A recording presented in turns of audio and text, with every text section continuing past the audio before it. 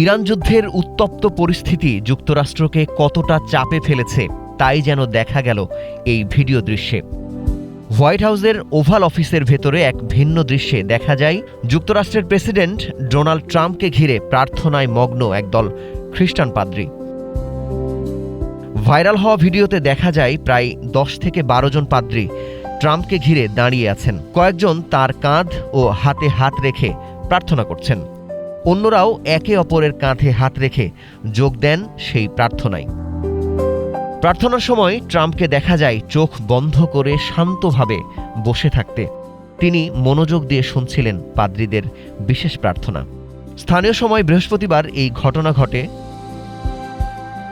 খ্রিস্টান ধর্মীয় প্রথা অনুযায়ী যুদ্ধ, রাজনৈতিক চাপ বা বড় সিদ্ধান্তের সময় নেতাদের জন্য এভাবে সম্মিলিত প্রার্থনা করা হয়। ইরান যুদ্ধের উত্তেজনার মাঝেই এই প্রার্থনা ইঙ্গিত দিচ্ছে সামনে কঠিন সময়, আর সেই সময়েই আধ্যাত্মিক সমর্থন খুঁজছেন বিশ্বের সবচেয়ে ক্ষমতাধর দেশের নেতা। বিশ্লেষকরা বলছেন এই প্রার্থনা ইঙ্গিত করে এবারের ইরান যুদ্ধে ট্রাম্প কতটা কঠিন পরিস্থিতিতে পড়েছেন।